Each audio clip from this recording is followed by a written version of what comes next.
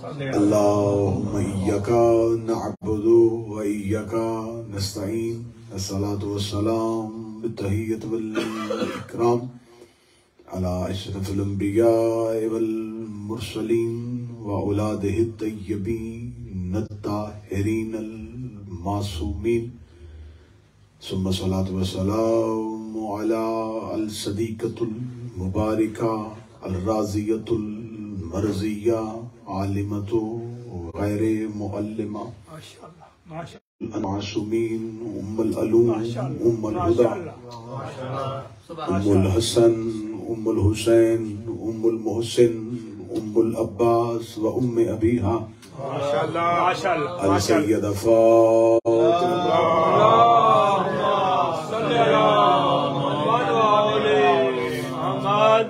ولعن الله عليهم أجمعين.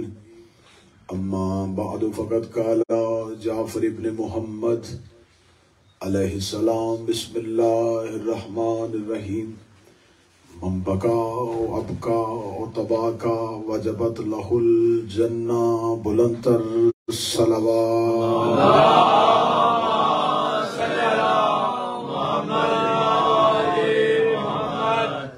دعا ہے ان تمام عزاداران مظلوم کربلا کے لیے جنہوں نے اپنے سال نو کا آغاز غم حسین سے کیا ہے.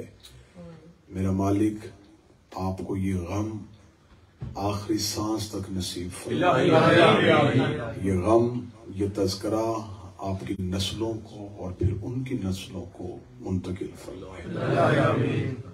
اس انجمن غلامان حضرت عباس کے متعلقین جتنے بھی پہلے دن سے اس تذکرے کا آغاز کرنے والے، اس کی تاسیس میں شامل جو احباب تھے جو آج اس دنیا میں نہیں ہیں، میرا مالک آج پہلی شب ہم ان کے لیے دعا گو ہیں. اس ذکر کا تمام اجر ان کی روحوں کو اصال فرما. بالخصوص جناب سہیل رضوی صاحب، شیخ حنیف صاحب، اس کے علاوہ وہ دیگر مومنین جو ہماری مجالس میں انہی محافل کا حصہ ہوا کرتے تھے، آج وہ خود کریم کربلا کی بارگاہ میں حاضر ہیں.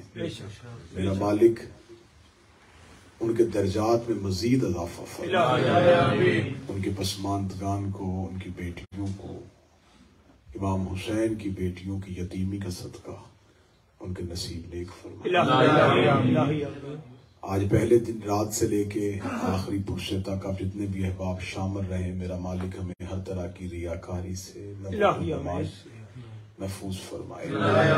اور ہمارا پرسہ، ہمارے آنسو، ہمارا ماتم، ہمارا رونا مادر حسین اپنی بارگاہ میں قبول فرمائے. پوری دنیا میں جہاں جہاں امام حسین علیہ السلام کے عزادار، ماتمی، علماء، خطبہ، ذاکرین، عزادار اپنے گھروں سے نکلیں گے، میرا مالک ان بارگاہوں کی، ان جلوسوں کی، ان عزاداروں کی، ان ماتمیوں کی، ان ذاکرین کی، ان خطبہ کی، ان علماء کی حفاظت فرمائے. وارث کے ظہور میں تاجیل فرمائے. دعاؤں کی قبولیت کے لیے ممکنہ حد تک بلند صلوات تلاوت فرمائے.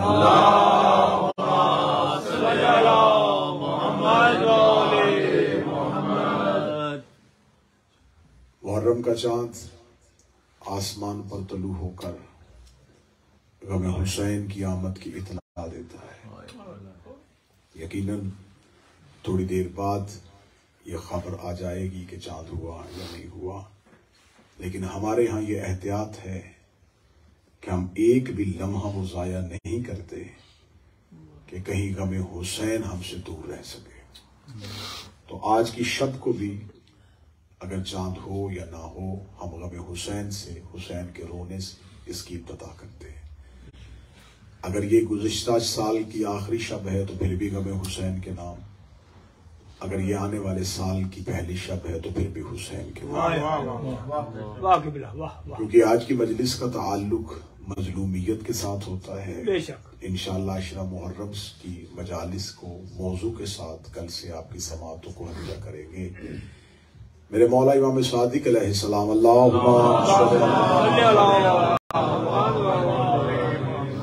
میرے مولا فرماتے ہیں من بکا و ابکا و تباکا वजबत लहुल जन्ना, जो हुसैन मेरे जद को रोए, रुलाए, रोने वाली शक्ल बनाए, उस पर मैं मोहम्मद का बेटा कहता हूं जन्नत वाजिब है। गमे हुसैन की हल्का सा अज्र इमाम सादिक ने बताया कि जो हुसैन को रोए, मैं सादिकुल इतरत ये वादा करता हूं कि जन्नत की अब वादा नहीं वाजिब है उसके साथ। मेरे मौला से पूछा गया, मेरे मालिक, कायनात में अल्लाह ने मज़हब इस्लाम की जितनी इबादत रखी हैं, वो नमाज हो, वो रोजा हो, वो ज़कात हो, वो हज हो, किसी इबादत का ये अजर नहीं जो हुसैन को रोने का अजर है। नमाज पहले पढ़ी जाती है, खुदा कहता क़यामत वाले दिन देखूंगा, कबूल करूंगा। रोजा जिंदगी में रखवाता है, फैसला क़यामत वाले दिन करेगा। हज दुनिया में करवाता है, कबूलियत का फैसला बरोज़े महशर करेगा। हर इबादत दुनिया में करवाई जाती है, फैसला क़यामत के रोज होगा। क्या है हुसैन का रोना, क्या है हुसैन पे गिर गया कि आपने इसका वादा कर लिया कि मैं वादा करता हूं रोए, रुलाए, शक्ल भी बनाए तो मैं जन्नत वाजिब कर देता हूं। सादिकुल इतरत ने यूं ही साइल का यह सवाल सुना। इमाम ने फरमाया, काश तुम्हें खबर होती हुसैन को रोने की कीमत क्या है। तूने हुसैन के गिरिए का अजर इबादत के साथ कैसे किया, तुझे नहीं खबर? हुसैन न होते न नमाज होती,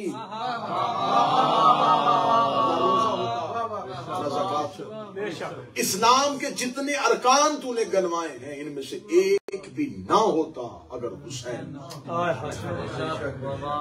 तो मेरे मालिक, फिर आप ये कह दीजिए कि हुसैन अलैहिस्सलाम ने इस्लाम बचाया, हुसैन ने दीन बचाया, तो हुसैन ये कदर पा गया। आप तो अज़ादार की बात कर रहे हैं।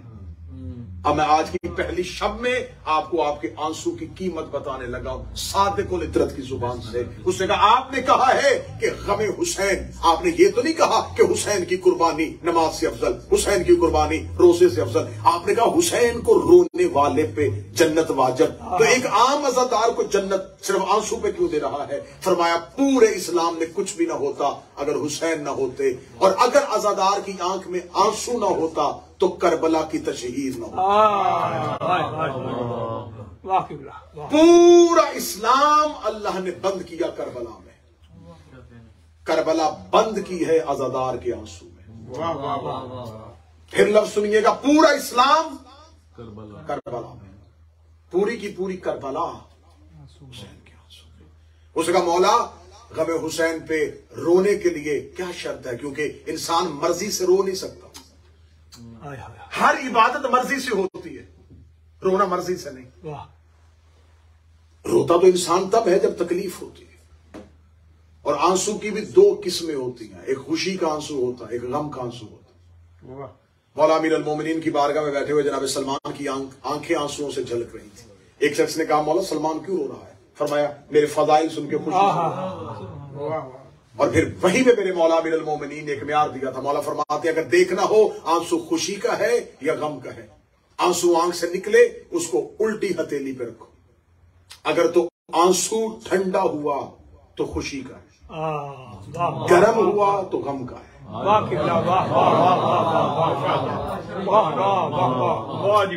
आंख से निकलते हुए आंसू की ऐसी वजाहत ऐनुल्लाह ही कर सकता।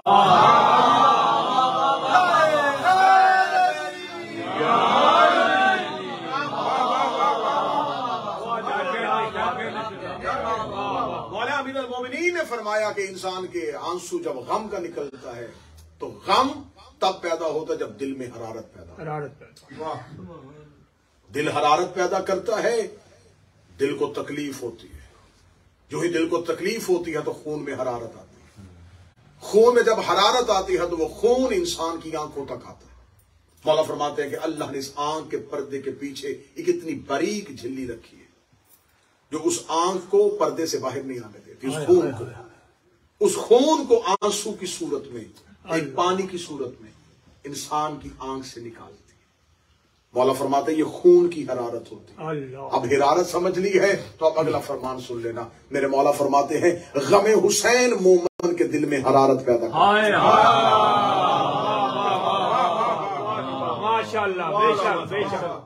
حسین کا غم مومن کے دل پہ حرارت پیدا کرتا ہے. کوئی آپ کسی کو بازار سے بلائے نا کہ آئیں تھوڑی دیر بیٹھیں روئیں، کبھی بھی نہیں روئیں. واہ، بے شک بے شک. آپ کسی کو پوری رات کربلا سنائیں، مرضی سے رو نہیں سکتا. مومن کا دل صرف نام حسین کی نور ختم ہونے کا انتظار کرتا ہے اور آنکھ سے آنسو نکل آتا ہے. امام سے پوچھا گیا مولا حسین کو رونے کے لیے کیا چاہیے؟ امام نے فرمایا صرف رونے کے لیے ایک چیز چاہیے، شجرہ شریف ہونا چاہیے، تاکہ تمہیں حسین کی غربت کا اندازہ ہو سکے. میرے مالک یہ کون روتے ہیں؟ فرمایا علی کے شیعہ. مولا یہ علی کے شیعہ کیسا بنتا ہے؟ فرمایا علی کا شیعہ مرضی سے نہیں بنتا، اللہ بنا چکا ہے. آج کی ابتدائی مجلس ہے تو میں اس لیے تمہیدی چند کلمات ادا کر رہا ہوں، ورنہ علماء قدیم میں ہمارے مقدمین میں یہ طریقہ کار ہوتا تھا کہ وہ شب کی مجلس، چاند کی مجلس صرف غم کی پڑھتے تھے تاکہ غم سے ابتدا ہو سکے. تو میں اس لیے فضائل کو اسی انداز میں پڑھ رہا ہوں کہ آنکھیں بہتی بھی رہیں اور فضائل بھی ہوتے رہیں. مولا حسین کو کون روئے گا؟ متوجہ ہے صاحب؟ مولا حسین کو کون روئے گا؟ فرمایا علی کا شیعہ. مولا علی کا شیعہ کسے کہتے ہیں؟ علی کا گروہ جو علی کا ساتھ ہے. فرمایا نہیں. مولا شیعہ کیسے بنتا ہے؟ امام فرمایا بنتا نہیں، اللہ بنا چکا ہے. میں پھر لفظ کہنے لگا ہوں اپنے نوجوان بچوں کے لیے، شیعہ دنیا میں آ کے نہیں بنتا. مولا کیسے؟ کتاب کا حوالہ حیات القلوب علامہ مجلسی، کتاب کا حوالہ بہار الانوار علامہ مجلسی، کتاب کا حوالہ کامل الزیارات غیبت الصغریٰ کے دور میں لکھی ہوئی کتاب. امام نے فرمایا خلقو شیعتنا من فاضل طینتنا، ہمارے شیعہ ہماری بچی ہوئی طینت سے خلق ہوئے. مولا فرماتے ہیں اللہ نے یہ جو شیعوں کو خلق کیا ہے ہم اہل بیت کی بچی ہوئی طینت سے خلق کیا ہے. یہ کہنے کے بعد فرمایا والمعجون بماء ولایتنا، پھر اللہ نے ان کی مٹی کو ہماری ولایت سے گوندا ہے.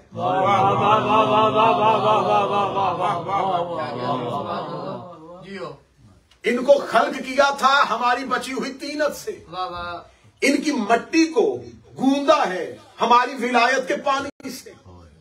گوندنے کا، جب بھی آپ گوندنے کی بات کریں گے تو پہلا ذہن میں آئے گا کہ آٹا گوندا جاتا ہے. آٹا ایک علیحدہ شکل میں ہوتا ہے، اس میں پانی ملایا جاتا ہے، پانی ملانے کے بعد اس کو آپس میں گوند دیا جاتا ہے. گوندنے کے بعد اگر کوئی کہے اس میں آٹا علیحدہ کرو، پانی علیحدہ کرو، ابتدائی مجلس ہے تھوڑا بولیے گا، آٹا علیحدہ کرو، پانی علیحدہ کرو، کوئی کہے گا ناممکن ہے. اب چاہے کوئی بھی سائنس اور ٹیکنالوجی آ جائے اس کو علیحدہ نہیں کر سکتی کیونکہ اس کو آپس میں گوند دیا گیا ہے. معصوم فرماتے ہم نے اپنے شیعوں کی خلقت میں اپنی ولایت کا پانی شامل کیا ہے. یہ کر سکتے ہیں، علی ولی اللہ نہیں چھوڑ سکتے.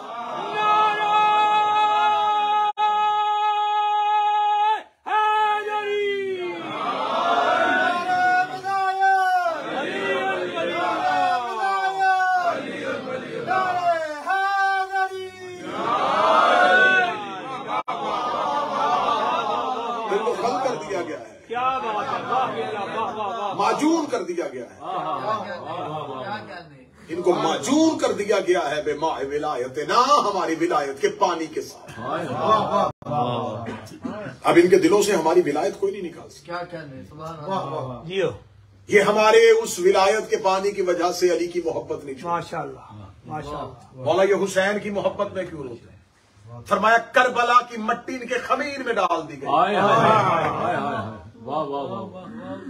خاک کربلا کا تعلق فقط زمین سے نہیں، کربلا حسین کے لیے عرش سے اتاری گئی تھی. خاک کربلا ان کی مٹی میں شامل کر دی گئی.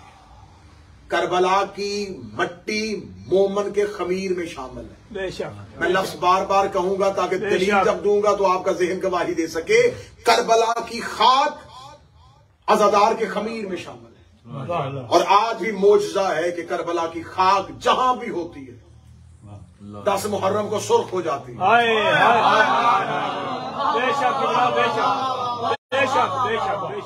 شاید میں جملہ سمجھا نہیں سکا. کربلا کی مٹی جہاں بھی ہوگی 10 محرم کو سرخ ہوگی. اب 10 محرم کو ہماری زنجیر پہ اعتراض نہ کرنا، ہمارے خون کے پوچھ سے پیدا۔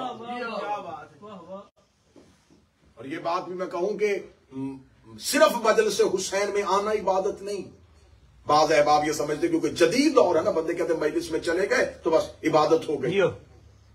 میں پھر امام صادق کا فرمان پڑھنے لگا، میرے مولا نے کہا صرف مجلس حسین میں نہ بیٹھا کرو، حسین کا ماتم بھی کیا کرو۔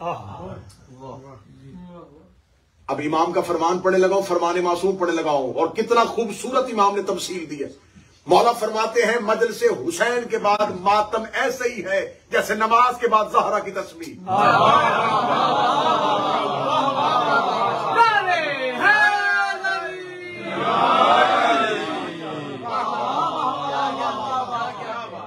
جیسے نماز کے بعد تسبیح زہرا کی حیثیت ہے، ویسے ہی مجلس شبیر کے بعد ماتم شبیر کی حیثیت۔ اور تسبیح فاطمہ میں بتا دیتا ہوں، ایک شخص نے آگے مولا سے پوچھا تھا، مولا ہم نماز پڑھتے ہیں خیالات بڑے آتے ہیں، اللہ قبول کر لیتا ہے، تو میں پہلو بدلنے سے پہلے زہرا کی تسبیح پڑھ لیا کروں۔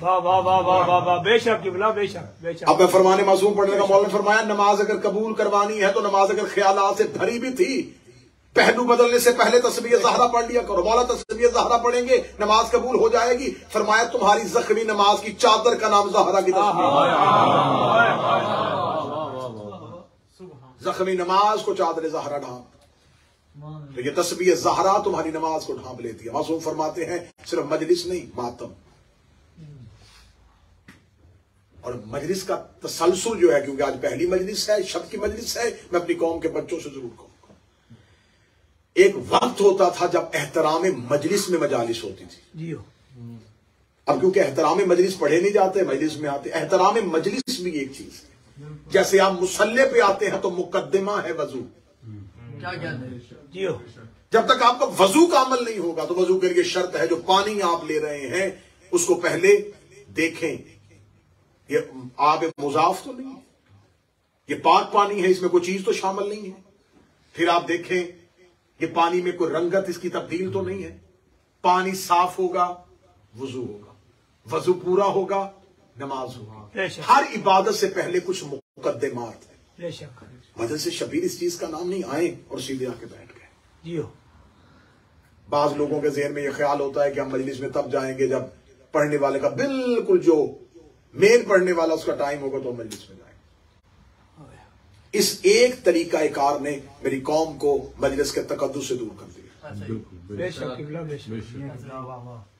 بعض لوگ سمجھتے ہیں کہ ہم مجلس میں اخیر میں جائیں گے تو پھر بھی قبول ہے۔ مجلس کی پہلی صف میں بیٹھنا ایسے ہی ہے جیسے جماعت کی نماز کی پہلی صف میں آنا۔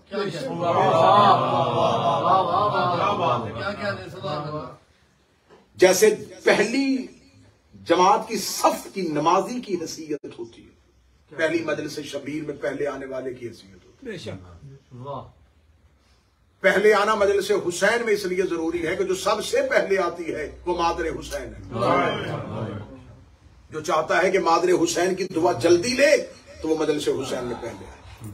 مجلس میں سب سے بعد میں نکلنا یہ بھی میرے آئمہ کی سنت ہے، پہلے آنا بعد میں نکلنا، تقدس کو ملحوظ خاطر رکھنا، احترام کو ملحوظ خاطر رکھنا۔ آپ کے گھر میں کوئی مہمان آئے اور وہ مہمان آ کے اونچی آواز میں کہہ کے لگائے تو آپ اس کو بدتمیزی شمار کرتے ہیں۔ وہ آپ کے گھر میں بیٹھ کے فضول باتیں کرے تو آپ کو لغویات بکنے والا بدتمیز لگتا ہے۔ تو یہ امام بارگاہ جو ہے یہ حسین کا گھر ہے۔ ان 9 دنوں میں یہ احتیاط کیجئے گا کہ آپ نے اپنی ذاتی گفتگو کرنی ہے امام بارگاہ کی حدود سے باہر۔ جب تک حسین کی مجلس والی جگہ پہ ہیں تو صرف حسین کے لیے بیٹھے۔ کوئی باتیں غیر ضروری ہوگی، یہ حسین علیہ السلام کا فیض ہے ہم پر کہ مجلس حسین میں اس نے ہمیں بلایا، اور مجلس حسین میں نمازی بڑے سے بڑا نمازی بھی ہو اس کی نماز تصورات سے خالی نہیں ہے۔ نماز میں تصور کیوں آتے ہیں؟ کہتے ابلیس گمراہ کرنا شروع کر دیتا ہے۔ لے میں ممبر کے تقدس کی قسم کھا کے کہتا ہوں، نمازی نماز میں خیالات میں جاتا ہے، ماتمی مجلس حسین میں خیالات میں نہیں جاتا۔ جو تصور نماز میں آیا تھا وہ مجلس میں کیوں نہیں آیا؟ اس کا مطلب ہے کہ ابلیس مصلی تک آ جاتا ہے، مجلس حسین میں نہیں۔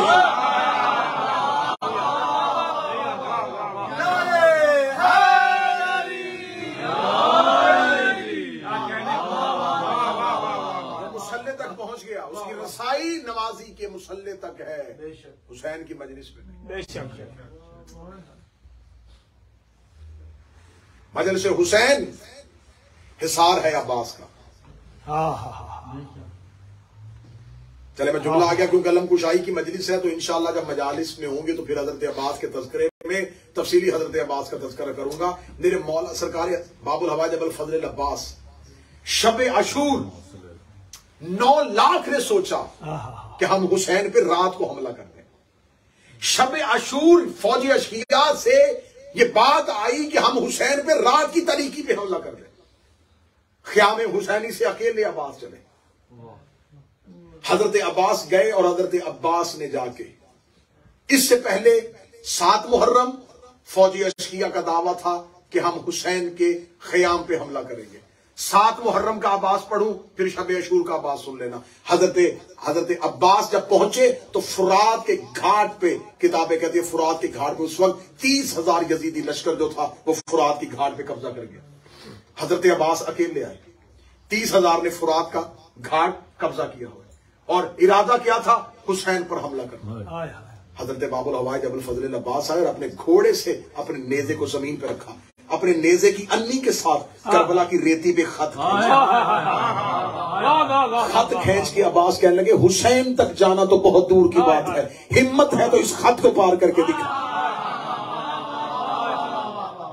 تم میں جرت ہے تو اس لکیر کو پار کرو، تم میں ہمت ہے تو اس خط کو جو میں نے کھینچا ہے اس کو پار کر کے دکھاؤ، ہمت ہے تو اس لکیر کو پار کرو، ہمت ہے تو اس لکیر کو پار کرو۔ معصوم سے پوچھا گیا تھا عباس نے وہاں پر ایک خط کھینچا تھا، وہ خط ختم ہو گیا؟ فرمایا عباس کا کھینچا ہوا خط کبھی بھی ختم نہیں ہوتا، عباس کی کھینچی ہوئی لکیر آج بھی ہے۔ فرمایا وہ لکیر کہاں ہے؟ فرمایا مجلس حسین کے باہر عباس کا کھینچا ہوا خط ہے، دشمن آنا بھی چاہے تو نہیں آ سکتا۔ اب منتیں نہ کیا کرو کہ ماتم میں آ جاؤ، مجلس میں آ جاؤ، جسے عباس روک لے اسے کوئی نہیں بلا سکتا۔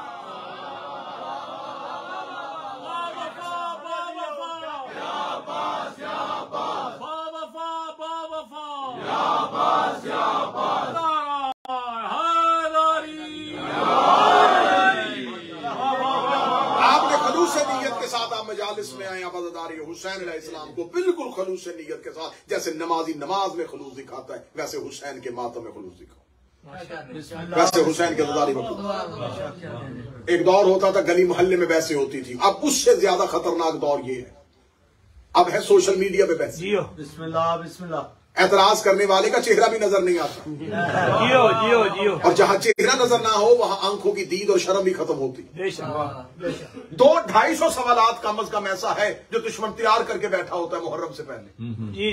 جو یہ محرم کی آمد آتی ہے میری قوم کا بچہ پوسٹ لگاتا ہے، اسٹیٹس لگاتا ہے، نہیں کالے کپڑے قرآن میں کہا، ماتم قرآن میں کہاں لکھا ہے، زنجیر قرآن میں کہاں لکھی۔ اپنی قوم کے بچوں کو آج ہی جواب دے دے، جو یہ پوچھے نا قرآن میں کہاں لکھا ہے، اسے پوچھو کہ کیا آپ سب کچھ وہی کرتے ہیں جو قرآن میں لکھا ہے؟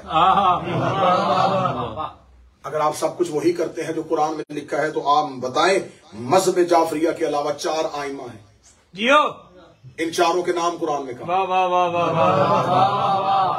ان 4 کی فقہ قرآن میں کہاں؟ 57 اسلامی ملک ہیں، ان کے نام قرآن میں کہاں ہیں؟ ان کے اندر جو قانون پاس ہے وہ آئین کہاں ہے؟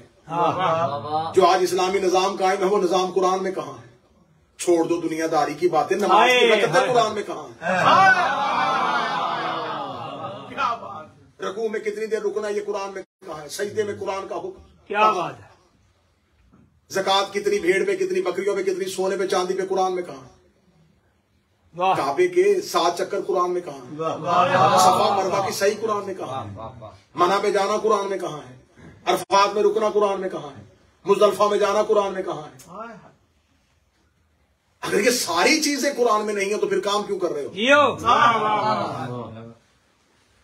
کہتے ہیں یہ قرآن میں نہیں ہے، قرآن میں ہمیں نظر نہیں آ رہی لیکن ہمارا اس پہ یقین ہے۔ اچھا چلو ٹھیک ہے، جو قرآن میں آج ہم سے میری قوم کے بچوں سے پوچھتے ہیں یہ بھی قرآن میں نہیں ہے، یہ بھی قرآن میں نہیں ہے، یہ بھی قرآن میں نہیں ہے، تو تو جو کچھ قرآن میں لکھا ہے اس میں سارے عمل کر رہے ہو؟ ہاں قرآن میں لکھا ہے کہ جھوٹ نہیں بولتے، واہ واہ واہ واہ واہ واہ واہ کیا سارے مسلمان ایسے ہیں جو جھوٹ نہیں بولتے؟ قرآن میں لکھا ہے حسد نہیں کرتے، کیا سارے ہی ایسے ہیں جو حسد نہیں کرتے، غیبت نہیں کرتے، مال حرام نہیں کرتے؟ جو کچھ قرآن میں حکم ہے وہ کیا سارا کچھ سارے کرتے؟ اس کا مطلب ہے کہ تجھے شریعت سے محبت نہیں، حسین سے دشمنی ہے۔ تجھے دین سے محبت نہیں، تجھے حسین سے دشمنی ہے۔ یہ قرآن میں کہاں لکھا ہے؟ یہ قرآن میں لکھا ہے اللہ صرف حکم دیتا ہے، تشریع رسول کرتا ہے۔ بس میں آخری بات کہنے لگا ہوں، اللہ صرف حکم دیتا ہے، تشریع رسول کرتا ہے۔ بے شک خدا نے صرف حکم دیا اقیم الصلاۃ، بس بس نماز قائم کرو۔ اب اتنے میں کہہ رہا ہوں کہ صرف باب الصلاۃ، کتاب الصلاۃ اگر اٹھا لیا جائے تو الماریاں بھری ہوئی ہیں علماء کی۔ خدا نے صرف اتنا کہا ہے کہ نماز پڑھو، آگے مولویوں کی بحثیں جیو کتنی پڑھنی ہے، نماز اجارہ کون سی ہے، نماز عہد کون سی ہے، نماز میت کون سی ہے، غصبی جگہ پہ کیسے ہوتی ہے، ڈوبتے ہوئے کیسے نماز ہوگی، اشارے سے نماز کیسے ہوتی ہے، اندھے کی کیسے ہوگی، گونگے کی کیسے ہوگی، مسافر کی کیسے ہوگی، قصر کون سی ہوتی ہے، قضا کون سی ہوتی ہے۔ یہ تو پورا کا پورا باب کھول دیا ہے، قرآن میں تو کہیں نہیں تھا۔ جیو قرآن نے صرف حکم دیا تھا قائم کرو، اور آگے جتنی اتنی رکھتے، جمعے میں یہ، فجر میں یہ، مغرب میں یہ، مسافر کی یہ، قصر یہ، قضا یہ۔ خدا نے کہا آتو زکات دو، پورا باب ہے، اتنی اتنی اتنی دینی۔ خدا نے کہا حج کرو، پورے کا پورا باب ہے۔ خدا نے کہا جہاد کرو، پورے کا پورا باب ہے۔ جب ہم نے علماء سے پوچھا، جب خدا نے اتنی تفصیل بتائی ہی نہیں ہے تم کرتے کیوں ہو؟ کہ اگر خدا سے حکم دیتا ہے، تشریع رسول کرتا ہے، خدا حکم دیتا ہے، تشریع رسول کرتا ہے، خدا حکم دیتا ہے، تشریع رسول کرتا ہے۔ خدا نے صرف حکم دیا تھا قربا سے مودت کرو، رسول نے حسین کو چوم کے تشریح کر دی تھی۔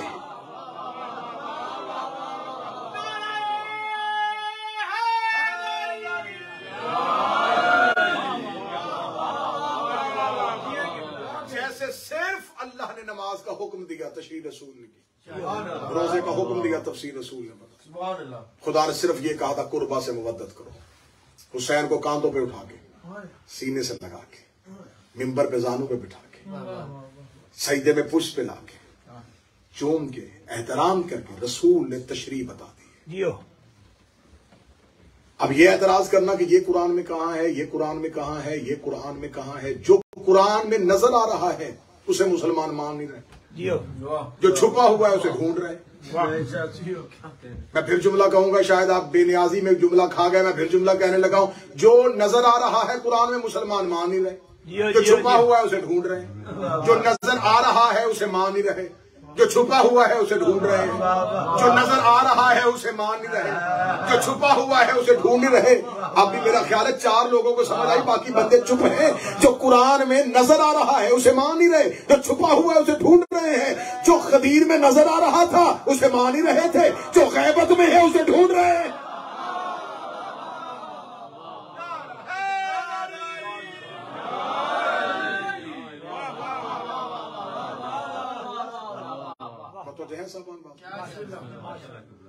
ہمیں حسین کا تعلق جو ہے وہ صرف حسین کے زدار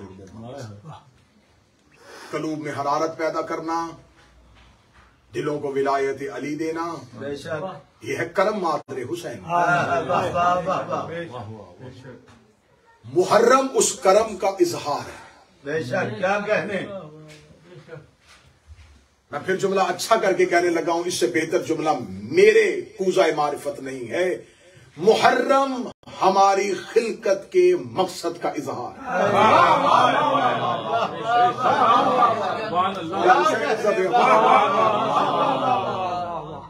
ہم محرم میں زمانے کو بتاتے ہیں کہ ہم کیوں ہیں۔ کیا کہنے،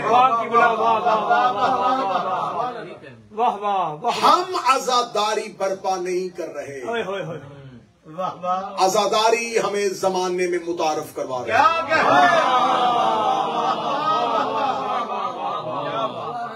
ہم مجلس شبیر نہیں کر رہے، مجلس شبیر ہماری پہچان۔ کیا کہنے، بے شک بے شک، ہم حسینیت کو قائم نہیں کیے ہوئے، کیا کہنے، حسینیت ہمیں بچائے ہوئے۔ कुल्लु शायन यरजाउ इलल असल, हर चीज अपने असल की तरफ पलटती है। वाह वाह वाह वाह, ये कानून है, ये लॉ है कि हर चीज अपने असल की तरफ पलटेगी। आप मिट्टी का ढेला उठाएं, हवा में उड़ाएं, वो नीचे आएगा, नीचे आएगा। क्योंकि उसका मरकज नीचे है। ऐसा आप माचिस की तीली जलाएं, शोला ऊपर जाएगा, वाह क्योंकि कुर्रा नार ऊपर है। वाह वाह वाह वाह वाह वाह वाह, जो चीज जिस मरकज से हो उसकी तरफ पलटती है। वाह वाह वाह वाह, मोमन मर्जी से मजलिस में नहीं आता।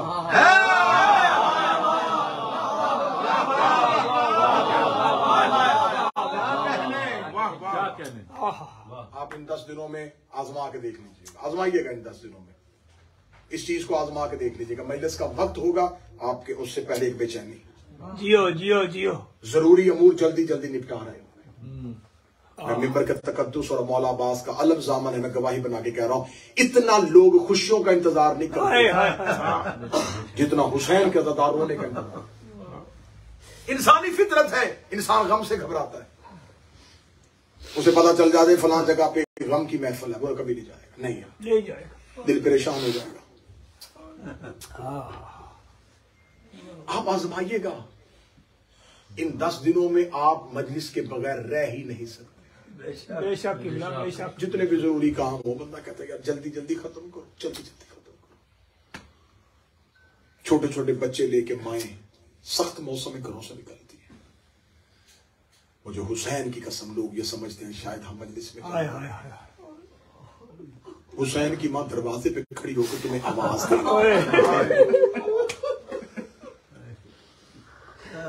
तुम्हें बुलाया जाता है। हुसैन की मां नाम ले लेके बुलाती है। मजलिस से एक रात पहले फरिश्त बनती है, हुसैन का बेटा और हुसैन की बहन फरिश्त बनाते हैं। जब मोमिनीन मजलिस में आते हैं, दरवाजे पे सज्जाद इस्तकबाल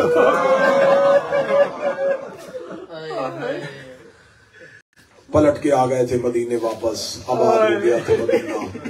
मिनहाल कूफी आया मौला सज्जाद के पास, उसने कहा मौला मुझे खबर हुई आप बहुत रोते, मौला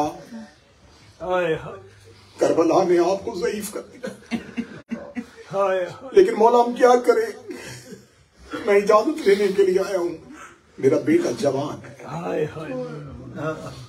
करबला के बाद मेरा जी नहीं करता कि हम कोई खुशी करें। मैंने जुमला छुपाया था, अब अगर तुम हाय कह सको तो मैं जुमला बदलता हूँ। मिनहाल कहता अकबर के बाद जी नहीं करता कि बेटे की शादी। मौला अकबर और कासिम के बाद जी नहीं करता बेटों की शादी ना करें। ये मेरा मौला पूछने आया हूँ, इजाजत है मैं बेटे की शादी करूं? हाँ हाँ मिनहाल ये वाजिबात में से है, मिनहाल जल्दी करो। मेरे मौला फिर एक हसरत है, आप आएंगे? जो मिनहाल ने मौला सज्जाद से कहा आप आएंगे, सज्जाद रो करबला के बाद खुशियां, जब से मेरा अकबर घोड़े की जीन से मुझे खुशियां अच्छी नहीं लगी। मिनहाल कहता मौला फिर ठीक है मैं बेटे की शादी नहीं करूं, मौला जब तक आप नहीं आएंगे। मौला सज्जाद रो कहते अच्छा अगर तेरी जिद है, तूने इतनी मोहब्बत से कहा है, फिर एक मेरी भी बात मान। मौला हुक्म फरमाया अपने बेटे की शादी पे गरीब की मजलिस कर, मैं घर से मजलिस के लिए आऊंगा। मिनहाल जब हुसैन को रोए, मिनहाल बाहर वाले दरवाजे पे गया था, या पर्दे से कनीज आई, आगे मौला सज्जाद से कहती आलिया कह रही मिनहाल से कहे एक कनात लगवाना, ज़ैनब साथ आए। मिनहाल से कह पर्दे का एहतमाम करना, मैं ज़ैनब ही साथ आऊंगी। जब कहा ना मैं ज़ैनब साथ आऊंगी, तड़प गया मिनहाल, रो कहता मौला अली की बेटी मिलेगी, अली की बेटी मिलेगी। मिनहाल जहां मजलिस होगी वहां हम जाएंगे। बस हज़रदार मिनहाल ने मजलिस हुसैन का इंतजाम किया। لوگ مجلس میں آ کے بیٹھ گئے، منہال بار باہر والے دروازے پہ، مجلس کے آغاز میں تکیے لگا کے بیٹھا۔ آخر جب مجلس اپنے وسط میں پہنچی، منہال سر جھکا کے کہتا صدیقہ ماں کا بیٹا ہے، وعدہ کیا تھا آؤں گا، اللہ جانے کون سی غلطی ہو گئی ہم سے جو غریبوں کے گھر امام نہیں آیا۔ منہال یہ کہے کہ اٹھ کے باہر کی طرف گیا تو کوئی شخص ہے جو وہاں بیٹھا ہے جہاں لوگوں نے اپنے جوتے اتارے۔ منہال ہاتھ پکڑ کے کہتا مسافر آگے جا کے بیٹھ۔ اتنا جملہ کہنا تھا یا سید الساجدین نے اپنے چہرے سے رومال ہٹایا، رو کے فرمایا منہال جب سے مجلس کا آغاز ہوا میں سجاد آ گیا ہوں، میں ان کا شکریہ ادا کرنے آیا ہوں جو میرے بابے کو رونے کے لیے آئے۔ غم حسین حسرت ہے، چاند طلوع ہو جائے تو غربت میں دیکھنا، بس چاند کو دیکھ کے ایک ذہن میں بہت لینا یہ چاند کس کس نے کہاں کہاں دیکھا۔ حسین نے سفر میں دیکھا، زینب نے محمل میں دیکھا، اصغر نے ماں کی گود میں دیکھا، اکبر نے گھوڑے کی زین پہ دیکھا، عباس نے ریت پہ گر کے دیکھا، سغرا نے مدینے میں دیکھا۔ جو ہی آسمان میں محرم کا چاند دیکھا میرے مولا حسین سفر میں تھے، جو ہی محرم کا چاند آسمان پہ آیا۔ آج چاند ڈھونڈنا مشکل ہے، اس دور میں ریگستان صحراؤں کا سفر، دور سے چاند کی حسین کی نظر پڑی، میرے مولا نے اپنی سواری چھوڑی، سواری کو وہیں پہ چھوڑ کے حسین نے سر سے امامہ اتارا۔ حسین چاند کی طرف دیکھ کے اپنے گریبان کو کھولتے ہوئے کہہ رہے تھے اِنَّ لِلَّهِ وَإِنَّا إِلَيْهِ رَاجِعُونَ، اِنَّ لِلَّهِ وَإِنَّا إِلَيْهِ رَاجِعُونَ، اِنَّ لِلَّهِ وَإِنَّا إِلَيْهِ رَاجِعُونَ پڑھتے ہوئے 7 بار حسین نے اِنَّ لِلَّهِ پڑھا۔ 7 قدم چلا تھا رسول کا بیٹا، یا علی کی بیٹی کی آواز اماں فضہ جلدی کر عباس کو بلا۔ بی بی فضہ نے آواز دی عباس آقا زادی بلا رہی ہے۔ عباس جلدی سے بی بی کے محمل کے قریب آئے، جی دادی روک کے دی عباس پتہ کر میرا حسین کہاں ہے، میرا جی گھبرا رہا ہے۔ فرمایا بی بی کیوں حسین کو ڈھونڈ رہی ہے؟ مولا حسین ابھی گھوڑے کی زین سے اتر کے گئے ہیں۔ بی بی رو کے کہہ دیا اللہ جانے تھوڑی دیر سے میرے کانوں میں میری ماں کے رونے کی آواز آ رہی ہے، تھوڑی دیر گزری ہے میری ماں کے رونے کی آواز آ رہی ہے، میرے حسین کو بلاؤ۔ عباس روتے ہوئے وہاں گئے جہاں کریم کربلا تھا۔ مولا عالیہ نے تجھے بلایا ہے۔ حسین الٹے قدموں سے چلے، محمل کے قریب آ کے بول علی کی بیٹی کیوں بلایا ہے؟ رو کے فرمایا حسین اپنا سر میرے محمل کے اندر لا۔ حسین کا سر محمل کے اندر آیا، علی کی بیٹی نے حسین کے گلے میں باہیں ڈالی، ماتھا چوم کے گلی سچ بتا رویا کیوں تھا، سچ بتا رویا کیوں تھا؟ حسین رو کے گلے زینب محرم کا چاند طلوع ہو گیا ہے، رو کے گلی جب سے یہ چاند طلوع ہوا ہے بار بار میری چادر سر سے اتر رہی۔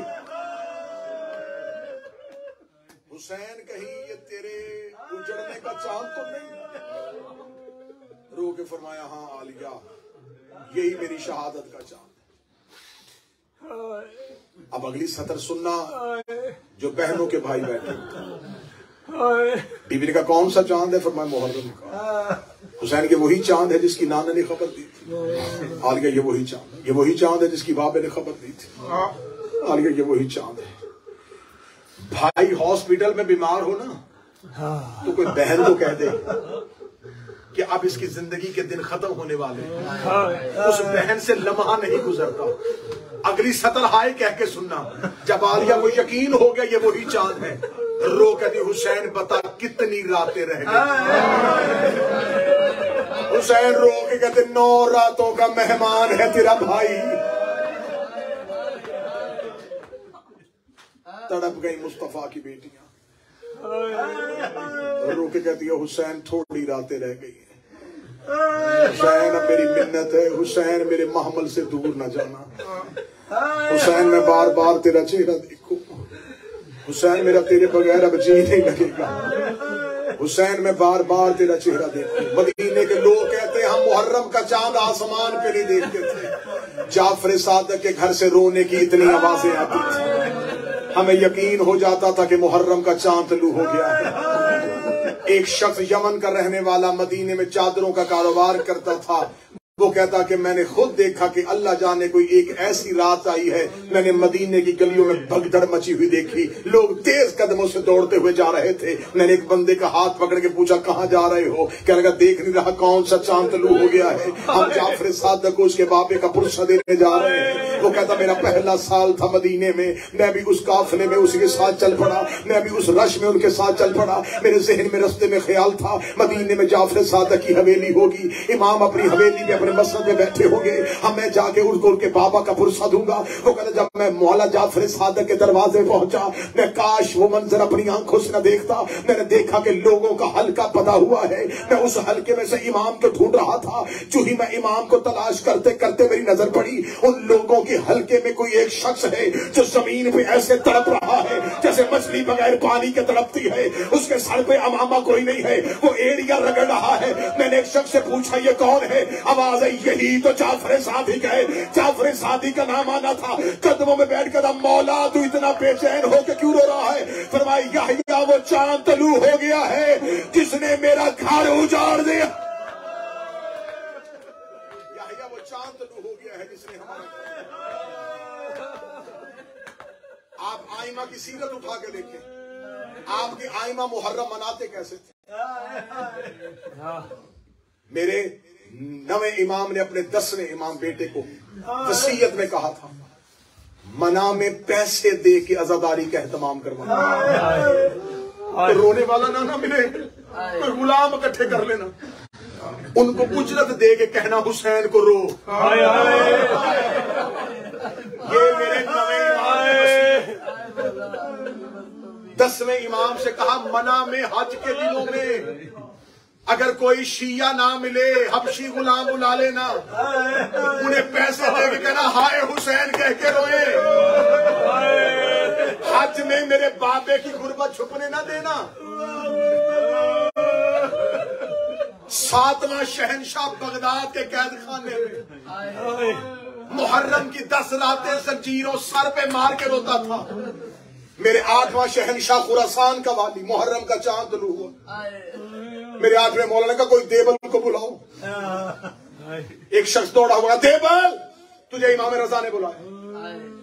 دیبل تیز قدموں سے چلا، جو ہی امام کے دروازے پہنچا، کتاب میں نہ ہو میں زہرا کا مجرم، جو ہی دیبل دروازے پہ امام رضا اپنی جگہ سے دروازے کی طرف تیز قدموں سے دوڑے، دیبل کے گلے میں باہیں ڈال کے کہتے میری دادی زہرا کے مددگار، اے میری ماں فاطمہ زہرا کے مددگار، تجھ میں میرا سلام یا ناصر امنا، اے میری دادی زہرا کے مددگار تجھ میں میرا سلام۔ دیبل تڑپ گیا، دیبل تو نے کوئی میری جد کا مرثیہ لکھا ہے؟ دیبل کہتا رات ہی نیا مرثیہ لکھا ہے۔ امام کہتے جلدی سنا، میں حسین کو رونا چاہتا ہوں۔ دیبل ممبر پہ آیا، دیبل ممبر کے قریب کھڑا ہو کے مرثیہ پڑھنے لگا، امام کی بات رک، ممبر میں بیٹھ۔ دیبل تڑپ کے کہتا آپ کہاں بیٹھے؟ پہلی رات ہے، ہائے حسین کہہ کے رو لینا۔ مولا آپ کہاں بیٹھے گے؟ فرمایا میں تیرے سامنے زمین پہ بیٹھا۔ دیبل کہتا میری جرت ہے زہرا کا بیٹا زمین پہ بیٹھے، میں ممبر پہ بیٹھ جاؤں؟ امام نے فرمایا میں حکم دیتا ہوں تو ذاکر حسین بن، میں عزادار حسین بنتا ہوں، تو تھوڑی دیر ذاکر شبیر بن، مجھے حسین کا عزادار بننے دے۔ دیبل کہتا حکم امام تھا مجھ پہ واجب ہو گیا، میں ممبر پہ آیا۔ دیبل نے وہ مرثیہ پڑھا جو آج بھی عربوں میں مشہور ہے، مشہور ترین دیبل کا مرثیہ، مشہور ترین مرثیہ، اے زہرا تیرا چمن اجڑ گیا۔ اسی مرثیے کو حماد اہل بیت شہید محسن نقوی نے اپنے منظوم کلام میں لکھا تھا، زہرا تیری کلیوں کا صحرا میں بکھر جا۔ دیبل نے ممبر پہ آ کے کہا اے فاطمہ زہرا تیرا بھرا چمن اجڑ گیا، اے सैयदा तेरे गुलस्तान को नजर लग गई, ये बीबी तेरे फूल और तेरी कलियां बिखर गई। ये कह के देवल ने अगला शेर पढ़ा, बीबी मेरा सलाम तेरे बेटे हसन को जिसे तीरों का कफन पहनाया गया। बीबी मेरा सलाम तेरे बेटे हुसैन पे जिसकी लाश को घोड़ों के सुम्मों से बवाल किया गया। बीबी मेरा सलाम तेरे बेटे सज्जाद पे जिसे माँ के साथ कैद करके बाजारों में फिराया गया। बीबी मेरा सलाम तेरे बेटे बाकर पे जिसे कम सनी में कैद किया गया। बीबी मेरा सलाम तेरे बेटे जाफर सादक पे जिसे मदीने में गुर्बत की जहर दे के मारा गया। बीबी मेरा सलाम तेरे बेटे मूसी काज़म पे जिसे बगदाद के कैद खाने में कैदी किया गया। ये मरसिया खत्म करके देवर रोता हुआ मिंबर से नीचे उतरा। इमाम रजा ने अपने हाथ से एक शेर लिखा, शेर लिखेगा देवल अपने मरसिये में आज से शेर का इजाफा कर दे। देवल मिंबर पे आया, देवल ने शेर पढ़ा, भी मेरा सलाम तेरे उस बेटे पे जो तू उसमें गुर्बत की हालत में दफन हो जाएगा। ये जुमला पढ़ने के बाद देवर रो कहता मौला मुझे तो नहीं पता फातिमा का कोई बेटा तू उसमें भी दफन है। इमाम रजा ने गिरेबान के बटन खोले, रोका ये तेरा वो गरीब इमाम है जो तू उसमें अकेला दफन हो जाएगा। देवल ने दोबारा शेर पढ़ा, मजलिस का माहौल तब्दील हो गया, लोगों को गश आना शुरू हो गया। देवल दूसरी बार शेर पढ़ने लगा, या औरतों की तरफ से कनात फटी, एक सफेद सर वाली कनीज रोती हुई आई। रोकनी देवल दोबारा शेर न पढ़ना, जब से तूने शेर पढ़ा है कभी रजा की कोई बहन बेहोश हो रही है, कभी रजा की कोई बहन बेहोश हो रही। आओ पहली रात मौला से कहे ए मौला रजा तेरी बहनों ने तेरी शहादत के शेर सुने थे और वो घर में बेहोश हो गई। हुसैन की 3 सगी बहनें 70 कदम के फासले पे कातल से कह रही थी खंजर आहिस्ता चला। हुसैन की रगे खुश्क हो